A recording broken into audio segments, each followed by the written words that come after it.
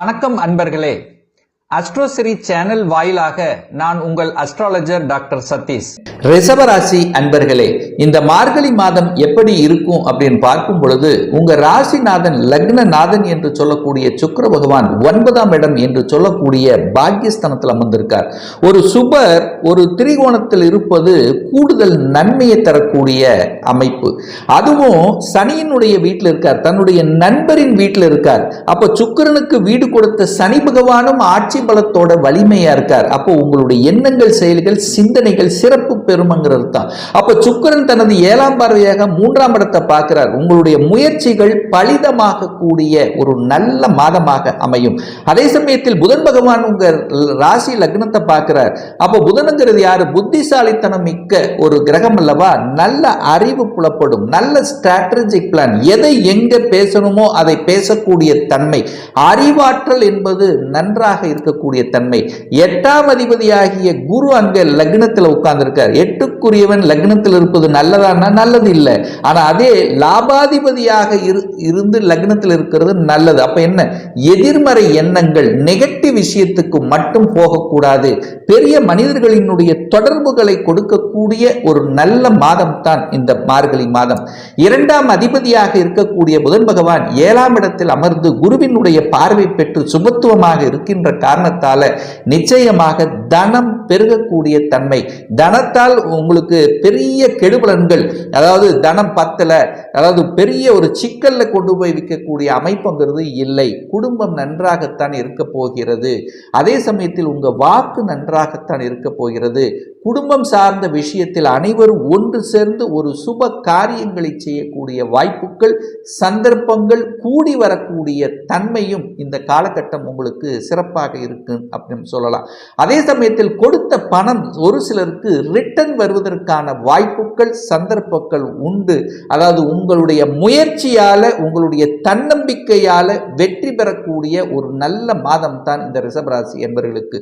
3ஆம் இடம் என்பது தைரிய வீரியத்தை கொடுக்கக்கூடிய இடம். உங்க ராசி அதிபதி 3ஆம் இடத்தை பார்க்கிறது ஒரு நல்லது. ஒரு தைரிய வீரியத்தோட செயல்படலாம். அங்க செவ்வாய் பகவான் உட்கார்ந்து இருக்கார். அந்த செவ்வாய்ங்கிறது வீரத்துக்கு காரகன் அல்லவா? அவர் வக்ரம் பெற்று உக்ரமாக உட்கார்ந்து இருக்கார். சுக்கிரனும் செவ்வாய் சேர்வது மிருகமங்கல யோகத்தை கொடுக்கக்கூடிய அமைப்பு. 3ஆம் இடம் என்பது புகழையும் கீர்த்தியையும் கொடுக்கக்கூடிய அமைப்பு. இதுவரைக்கு உழைத்த உழைப்பின் மூலமாக உங்களுக்கு ஒரு நல்ல புகழ், ஒரு நல்ல கீர்த்தி, செல்வம், செல்வாக்கு கிடைக்கக்கூடிய தன்மைகளை உருவாக்கக்கூடிய விதத்தில் இந்த மார்கழி மாதம் அமைகிறது இந்த ரிஷபராசி என்பவர்களுக்கு. 4ஆம் அதிபதி 8ல போய் மறைகிறார். மறைவது நல்லதா? இல்லை. ஒரு ஒளி கிரகம், அதாவது சூரியன் போய் 8ல மறைவது என்ன நடக்கும்? 4ஆம் இடம் என்பது சுகஸ்தானம். சுகஸ்தானத்தை கெடக்கூடிய தன்மை. அது 4ஆம் இடம் என்பது தாய் ஸ்தானம். தாய் ஸ்தானத்தின் அதிபதி 8ல போய் மறைஞ்சிருக்கார். அது சூரியனாக வர்றார். அப்ப தாய் தந்தையரினுடைய உடல் நலத்தில் கவனமாக இருக்கிறது ரொம்ப ரொம்ப நல்லது. இந்த ரிஷபராசி என்பவர்கள் தாய் தந்தையர்களை கண்ணும் கருத்துமாக பார்த்து கொள்ள வேண்டும். அவர்களுடைய மனதை வருத்தப்படக்கூடிய விதத்தில் நீங்கள் நடக்கக்கூடாதுங்கிறதை ஞாபகத்தில் வைத்துக் கொள்ளுங்கள். அதே சமயத்தில் இரவு நேர பயணங்களை முற்றிலுமாக தவிர்ப்பது இந்த ரிஷபராசி என்பவர்களுக்கு நல்லது. என 4ஆம் இடம் என்பது வண்டி வாகனத்துக்கு காரக கிரகம் அல்லவா? அவர் போய் 8ல மறைகிறது நல்லதல்ல. ஸோ அதனால இரவு நேர பயணங்களை முற்றிலுமாக இந்த மாதம் தவிர்ப்பது நல்லது. எச்சரிக்கையுடன் இருக்கணும்.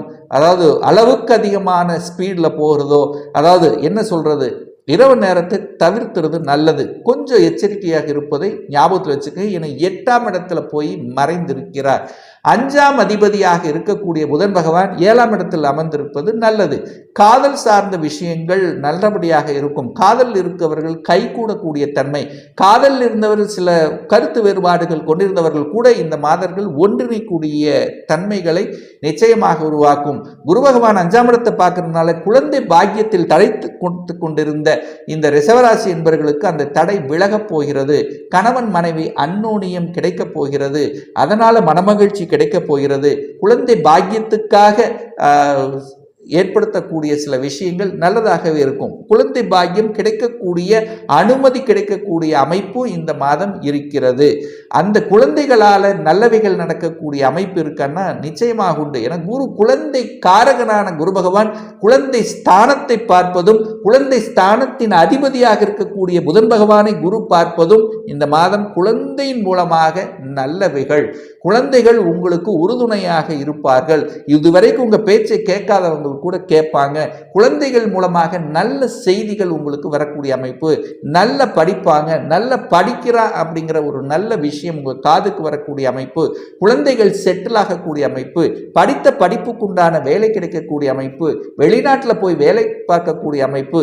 குழந்தைகள் வெளிநாட்டில் போய் படிக்கக்கூடிய அமைப்பு அல்லது வேலை பார்க்கக்கூடிய அமைப்பு. அத்தனை அம்சங்களும் இந்த மாதம் சிறப்பு பெறுகிறது அப்படின்னு சொல்லலாம். அதே சமயத்தில் 6ஆம் அதிபதி கடன், நோய், எதிர்ப்பு, பகையை தரக்கூடிய அந்த சுக்கிரன் 9ஆம் இடத்தில் இருப்பதும் குருவினுடைய பார்வை பெற்றிருப்பதும் ஒரு நல்ல அமைப்பு தான். கடன் சார்ந்த விஷயத்தில் கடன் கழுத்தை நெரிக்கும் என்கின்ற அமைப்பு இருக்கிறதுனால, என 8ஆம் அதிபதியாக இருந்து அந்த 6ஆம் அதிபதியை அந்த சுக்கிரனை அந்த குரு பார்க்கறதுனால கடன் விஷயத்துல மட்டும் கவனமாக இருக்கணும். ஏன்னா சுக்கிரனுங்கிறது உங்களுக்கு 6ஆம் அதிபதி, குருங்கிறது 8ஆம் அதிபதி. 6, 8ஆம் அதிபதிகள் இணைகின்ற காரணத்தால கடன், நோய், எதிர்ப்பு, பகை, வம்பு, வழக்கு, கோர்ட்டு கேஸ் இந்த மாதிரியான விஷயத்துக்கு போகக்கூடாதுங்கிறதை ஞாபகப்படுத்திக் கொள்ளுங்கள். 7ஆம் இடத்தை குரு பார்ப்பதும் அங்கு 5ஆம் இருக்கிறதும் நல்ல ஒரு அமைப்பு. கூட்டு தொழிலாளிகள், அதாவது கூட்டாளிகளால உங்களுக்கு நல்லவைகள் நடக்கக்கூடிய தன்மை. கணவன், மனைவி அல்லது நண்பர்கள், கூட்டு தொழில் இருக்கின்றவர்கள் இந்த மாதம் கணிசமான லாபத்தை பெறக்கூடிய அம்சம்ங்கிறது இருக்கு. சமுதாயத்தில் ஏதாவது ஒரு நல்லது செய்யணுங்கிற எண்ண ஓட்டங்களை கொடுக்கக்கூடிய ஒரு நல்ல மாதம்.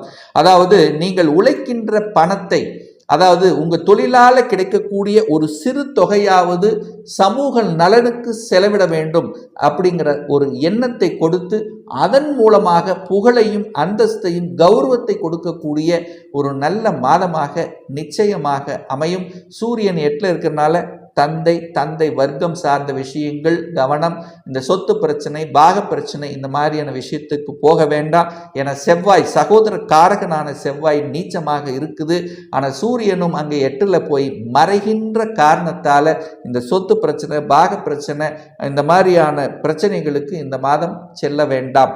9ஆம் இடத்துல பாக்கியஸ்தானத்தில் சுக்கிரன் இருப்பது, அதாவது சுக்கிரன் என்பது கிரகம் உங்கள் லக்னாதிபதி, உங்க ராசி அதிபதி 9ஆம் இடத்துல இருக்கு. அப்போ தந்தையை பார்க்கணும். தந்தை சார்ந்த விஷயத்துல உங்க எண்ண ஓட்டங்களை அதிகமாக கொடுக்கக்கூடிய ஒரு காலம். அப்போ தாய் தந்தையை நன்றாக பார்த்து கொள்ளக்கூடிய தன்மை, அவர்களை போய் பார்க்கக்கூடிய தன்மைகளை இந்த மாதம் நிச்சயமாக உருவாக்கும். 10ஆம் அதிபதி 10ஆம் இடத்திலேயே ஆட்சி பலத்தோட, மூல திரிகோண பலத்தோட வலிமையா இருக்கார். அப்ப 10ஆம் அதிபதி வலிமையா இருக்கும்போது என்ன, வேலை நன்றாக இருக்க போகிறதுன்னு அர்த்தம். ஆனால் சனி அங்கு இருக்கிறதுனால என்ன, சில கெடுதல் என்ன, கொஞ்சம் அழுத்தம், ப்ரெஷரோடு இருக்கக்கூடிய தன்மை. என கடந்த காலத்தில் அது வக்ரமாக இருந்து உக்ரமாக இருந்து ஒரு வேலை தான் ஒரு செட்டில் ஆகலை, ஒரு மாதிரியா இருக்கு, மாறலாமாங்கிற. ஆனால் வேலை உண்டு, வேலையில பெரிய இடைஞ்சல்கள் இல்லை, ஆனால் ஒரு நெருடல்களை கொடுக்கக்கூடிய தன்மைங்கிறது இருக்கு. ராகு 11ஆம் இடத்துல உட்கார்ந்திருக்கார். லாபஸ்தானத்தில் ராகு, பிரம்மாண்டத்துக்கு காரகனான ராகு. வெளிநாட்டின் மூலமாக பணவரவு உண்டு. வெளிநாட்டு, அதாவது அந்நியர்கள் மூலமாக, வெளிநாட்டு நண்பர்கள் மூலமாக அனுகூலங்களை கொடுக்கக்கூடிய ஒரு நல்ல மாதமாக நிச்சயமாக அமையும். இந்த ராகு என்ன நினைக்கும்னா, பிரம்மாண்டமான ஒரு ஆசையை கொடுக்கக்கூடிய அமைப்பை உருவாக்கும். அப்ப என்ன, இன்னொரு தொழிலை செய்யலாம் என்கின்ற எண்ண ஓட்டங்களை கொடுக்கக்கூடிய அமைப்பு இருக்கு. அதே சமயத்தில் கலைத்துறையில் ஒரு நாட்டத்தை கொடுக்கக்கூடிய அமைப்பு, கலைத்துறையில் ஈடுபாடு இருக்கும். அழகு சார்ந்த துறைகள், ஜவுளி சம்பந்தப்பட்ட துறையில் இருப்பவர்களுக்கு இந்த மாதம் கூடுதல் வளர்ச்சியை கொடுக்கக்கூடிய ஒரு நல்ல மாதமாக அமையும். அதே சமயத்தில் சுக்கிரன் சனியோடு சேர்றார் பார்த்தீங்களா, எப்போ, இந்த மார்கழி மாதம் 13ஆம் தேதி என்று சுக்கிர பகவான் சனி பகவானோட இணைகிறார். அப்ப சனி பகவானுக்கு நல்லது. சனி பகவானால கெடுத்து கொண்டிருந்த சில விஷயங்கள், உங்களுடைய முயற்சியால் இதுவரைக்கும் நல்ல வேலை கிடைக்கல, வேலை தேடிட்டே இருக்கேன், வேலை கிடைக்கலையே, 4-5 இன்டர்வியூ அட்டன் பண்ணிட்டே இன்னும் வேலை கிடைக்கலையே என்று இருக்கக்கூடிய இந்த ரிஷபராசி அன்பர்களுக்கு மார்கழி 13ஆம் தேதிக்கு பிறகு, அதாவது 28/12/2024 பிறகு ஒரு நல்ல வேலை கிடைக்குங்கிறதுல மாற்று கருத்தை இல்லை. சுக்கிரன் சனியோடு சேரும்போது சுக்கிரன் கொஞ்சம் பாதிக்கப்பட்டு சனி நல்ல ஒரு தன்மையை கொடுக்கும்போது, சனி சுபத்துவமாக இருக்கும் பொழுது நல்ல வேலை அமையுங்கிறதுல மாற்று கருத்து நிச்சயமாக இல்லை. அப்போ வேலை நன்றாக இருக்க போகிறது, தொழில் நன்றாக இருக்க போகிறது, உங்க மனசு நன்றாக இருக்க போகுது, உங்க எண்ண ஓட்டங்கள் அத்தனையும் தொழிலை விரிவுபடுத்துவது, தொழிலில் எப்படி லாபத்தை சம்பாதிப்பது, இந்த மாதிரியான எண்ண ஓட்டங்கள் தான் அதிகமாக இருக்க போகுது அப்படின்னு சொல்லலாம். ஸோ இந்த மாதம் ஒரு நல்ல தெய்வ வழிபாடு அப்படின்னு எடுத்துக்கொண்டால், முதலில் குலதெய்வத்தை வழிபடுவது அனைத்து விதத்திலும் மேன்மை தரும். அதே போல இந்த மார்கழி மாதம் 15ஆம் தேதி, அதாவது 30/12/2024 திங்கட்கிழமை அமாவாசை அன்று ஸ்ரீ ஆஞ்சநேய பகவானுடைய ஜெயந்தி வருகிறது, அதாவது பிறந்த நாள் வருகிறது. அன்றைய தினம் யாருக்கெல்லாம் சனி திசை நடக்கிறதோ, சனி புத்தி நடக்கிறதோ, தொழில் ஏதாவது பிரச்சனையாக இருக்கிறதோ, உடல்நலத்தில் யாருக்காவது பிரச்சனையாக இருக்கிறதோ, கடன் சார்ந்த விஷயம், இந்த மாதிரி இருக்கிறவங்க எல்லாம் அந்த ஆஞ்சநேய ஜெயந்தி அன்று ஆஞ்சநேய பகவானை வழிபடும் போது நிச்சயமாக உங்களுக்கு நன்மைகள் நடக்குங்கிறதுல எந்தவித மாற்று கருத்தும் கிடையாது.